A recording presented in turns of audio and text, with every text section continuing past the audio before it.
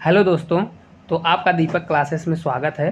तो आज हम आरआरबी रेलवे सुरक्षा बल आरपीएफ परीक्षा 2019 के एसआई के प्रीवियस ईयर पेपर का एनालिसिस करेंगे, जो यह 6/1/2019 के थर्ड शिफ्ट का आया हुआ पेपर है, जिसमें हमने 25 क्वेश्चन जो हमने पार्ट 1 में इसका एनालिसिस कर लिया था। आज हम उसके आगे कंटिन्यू करेंगे पार्ट बी में, और इसके पहले के जितने भी शिफ्ट का पेपर था उसका हमने एनालिसिस करा दिया है। तो अगर आप वो वीडियो नहीं देखें तो सबसे पहले जाके वो वीडियो देख लें। तो चलिए आज के हम वीडियो को स्टार्ट करते हैं देरी न करते हुए। हेलो दोस्तों, जैसा कि हमने 25 क्वेश्चन तक कल पार्ट 1 में एनालिसिस कर लिया था, तो उसके आगे क्वेश्चन को देखते हैं। जैसे क्वेश्चन दिया गया है 26वें नंबर का क्वेश्चन, निम्नलिखित में से किसने सिक्कों को एक सैन्य संप्रदाय में बदल दिया। तो इसका हमारा राइट आंसर हो जाएगा, जो इसका हमारा करेक्ट आंसर माना गया है वो है ऑप्शन सी, गुरु गोविंद सिंह। इससे जुड़े कुछ महत्वपूर्ण पॉइंट देखिए दिया गया है। दिए गए प्रश्न में निम्नलिखित विकल्पों में से कोई भी विकल्प सही नहीं है, क्योंकि प्रश्नानुसार सिख समुदाय को एक सैन्य समुदाय में बदलने का कार्य गुरु हरिगोविंद 1594 से 1666 में किया। इन्हें सैनिक संत के रूप में जाना जाता है। इन्होंने अकाल तख्त की स्थापना की और अमृतसर को मजबूत किया। इन्होंने जहांगीर और शाहजहां के खिलाफ युद्ध छेड़ा।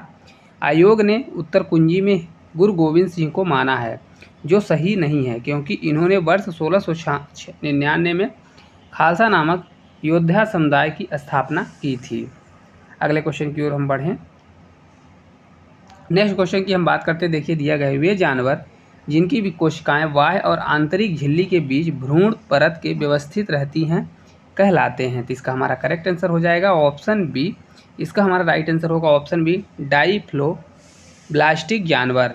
इससे जुड़े कुछ महत्वपूर्ण पॉइंट देखिए दिया गया है, वे जानवर जिनकी कोशिकाएं बाह्य और आंतरिक झिल्ली के बीच भ्रूण परत में व्यवस्थित रहती हैं उन्हें डाइफ्लोप्लास्टिक जानवर कहलाते हैं। डाइफ्लोप्लास्टिक प्रजातियों के उदाहरणों में जेलीफिश, कंघी जेली, मूंगा और समुद्री एनीमोन शामिल हैं।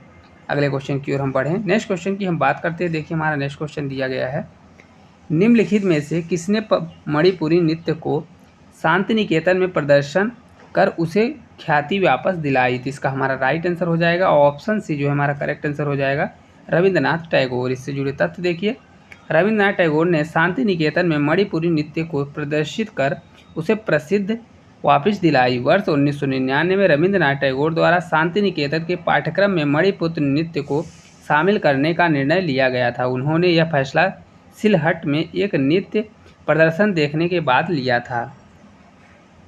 अगले क्वेश्चन की ओर हम बढ़ें। देखिए हमारा नेक्स्ट क्वेश्चन दिया गया है, क्वेश्चन है 2011 की जनगणना के अनुसार भारत में साक्षरता दर ... है। तो इसका हमारा राइट आंसर हो जाएगा ऑप्शन डी, 74%। इससे जुड़े तथ्य देखिए, 2011 की जनगणना के अनुसार भारत में साक्षरता दर 74.04% है। 1947 में मात्र 18% थी। पुरुषों की साक्षरता दर 82.14% और महिलाओं की साक्षरता 65.46% है। नोट, पहली जनगणना 1972 में तथा 10 वर्षीय जनगणना 1881 में शुरू हुई थी। अगले क्वेश्चन की ओर हम बढ़ें। नेक्स्ट क्वेश्चन की हम बात करते हैं। देखिए दिया गया है, अर्थशास्त्र वह विज्ञान है जिसके अंतर्गत मानव व्यवहार का विकल्प के रूप में प्रयोग किए जाने वाले परिणाम और अपर्याप्त आय के संबंध के रूप में अध्ययन किया जाता है। यह कथन किसका है? इसका हमारा राइट आंसर होगा ऑप्शन सी, रॉबिन्स। इससे जुड़े तथ्य देखिए, अर्थशास्त्र वह विज्ञान है जिसके अंतर्गत मानव व्यवहार का विकल्प के रूप में प्रयोग किए जाने वाले परिणाम और अपर्याप्त आय के अंतर संबंध के रूप में अध्ययन किया जाता है। यह कथन रॉबिन्सन का है। अगले क्वेश्चन की ओर हम बढ़ें। देखिए अगला हमारा नेक्स्ट क्वेश्चन दिया गया है, क्वेश्चन है कि एकीकृत ऊर्जा नीति के अनुसार बिजली की मांग 8 लाख मेगावाट कब तक होने की संभावना है। तो इसका हमारा राइट आंसर होगा ऑप्शन सी, 2031 से 32। इससे जुड़े तथ्य देखिए, एकीकृत ऊर्जा नीति का योजना आयोग की रिपोर्ट के मुताबिक भारत के लिए अगले 25 वर्षों या 2031-32 तक के 8% वार्षिक की जीडीपी वृद्धि बरकरार रखने के लिए देश को अपनी ऊर्जा उत्पादन क्षमता में तकरीबन 8 लाख मेगावाट या वर्तमान समय की 16 लाख मेगावाट की तुलना में 5 गुने से अधिक वृद्धि करने की आवश्यकता पड़ेगी। अगले क्वेश्चन की ओर हम बढ़ें। देखिए हमारा नेक्स्ट क्वेश्चन दिया गया है, नेक्स्ट क्वेश्चन है, पनामा नहर जोड़ती है। तो इसका हमारा राइट आंसर होगा ऑप्शन बी, हमारा इसका करेक्ट आंसर हो जाएगा अटलांटिक महासागर के साथ प्रशांत महासागर को।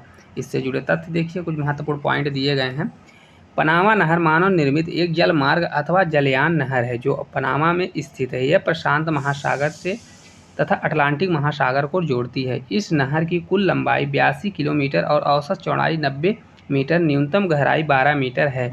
यह पनामा स्थल जल डमरू को काटते हुए निर्मित और अंतर्राष्ट्रीय व्यापार के प्रमुखता जलमार्गों में से एक है। पनामा नहर पर संयुक्त राज्य अमेरिका का नियंत्रण है। अगले क्वेश्चन की ओर हम बढ़ें। देखिए हमारा नेक्स्ट क्वेश्चन दिया गया है।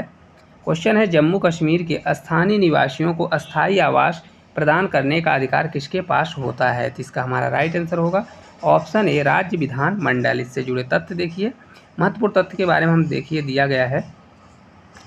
भारतीय संविधान का अनुच्छेद 35A एक ऐसा अनुच्छेद था जो जम्मू कश्मीर की विधायिका को राज्य के स्थानीय निवासियों को परिभाषित करने और उन्हें विशेषाधिकार प्रदान करने का अधिकार देता था।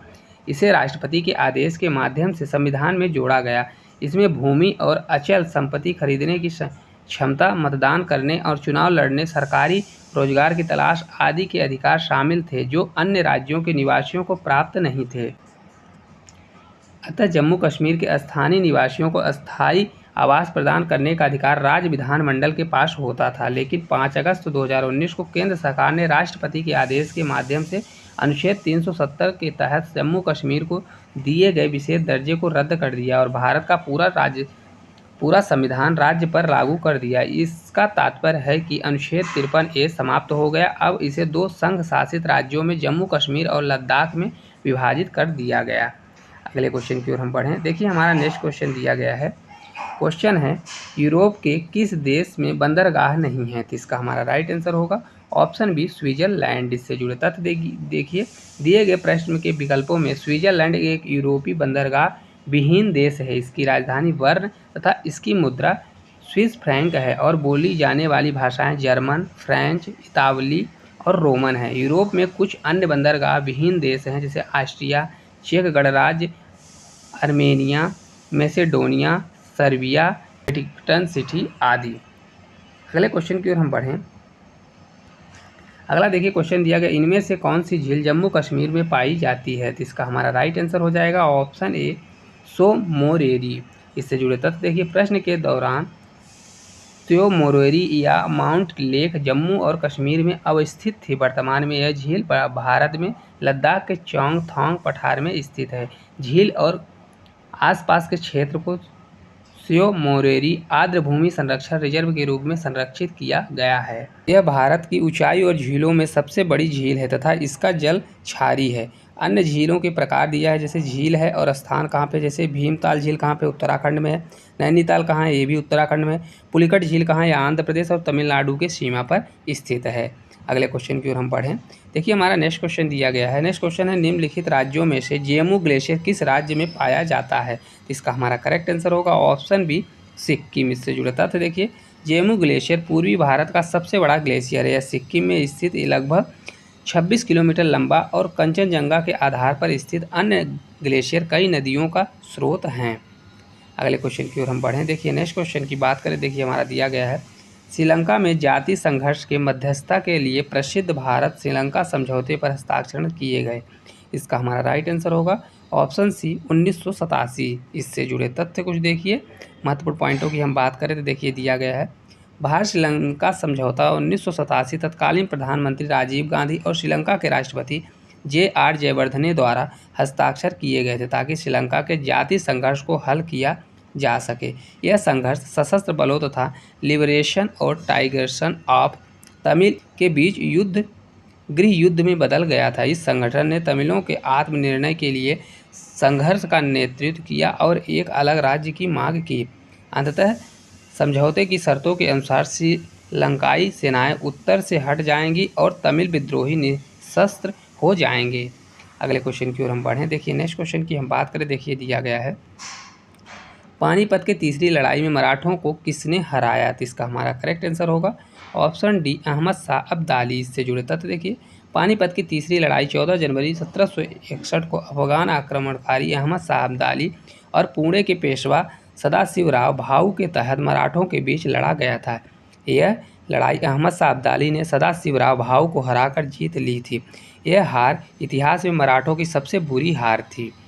अगले क्वेश्चन की ओर हम बढ़ें। देखिए हमारा नेक्स्ट क्वेश्चन दिया गया है 39वें नंबर का क्वेश्चन है, संसद के दोनों सदनों की संयुक्त बैठक का प्रावधान किस देश के संविधान से लिया गया है? तो इसका हमारा राइट आंसर होगा ऑप्शन सी, ऑस्ट्रेलियन संविधान से। इससे जुड़े कुछ तथ्य देखिए दिया गया है, महत्वपूर्ण तथ्य की बात करें, दिया गया है जैसे भारतीय संविधान जो वर्ष 1949 में अस्तित्व में आया वह कई विशेषताओं को विभिन्न देशों से लिया गया है। जैसे देश दिए गए हैं, अब विशेषताएं कौन सी, जैसे ऑस्ट्रिया से क्या लिया है, संसद के दोनों सदनों की संयुक्त बैठक और समवर्ती सूची। सोवियत संघ से क्या लिया गया, मौलिक कर्तव्य लिया गया है।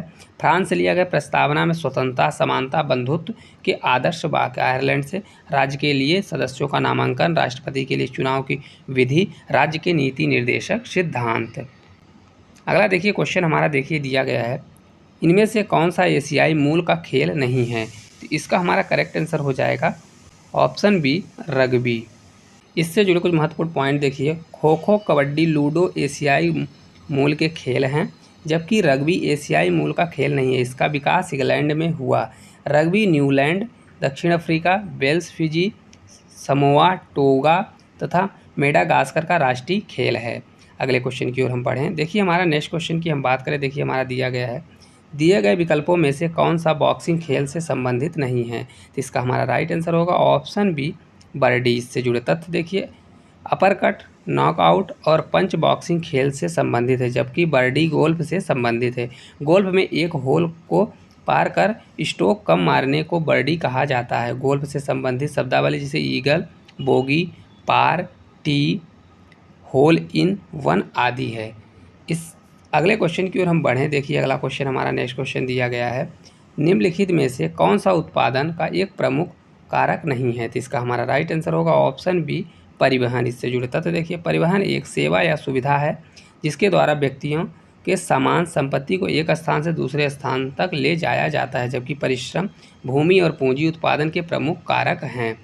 अगले क्वेश्चन की ओर हम बढ़ें। देखिए हमारा नेक्स्ट क्वेश्चन दिया गया है, निम्नलिखित वेदों में से किसे ब्रह्मा वेद के नाम से भी जाना जाता है? तो इसका हमारा राइट आंसर होगा ऑप्शन बी, अथर्ववेद। इससे जुड़े तथ्य देखिए, अथर्ववेद को ब्रह्मा वेद के नाम से जाना जाता है। ऐसा इसलिए क्योंकि जो पुजारी इसके पाठ में विशेष ज्ञाता हासिल कर लेते हैं उन्हें ब्रह्मा पुजारी कहा जाता है।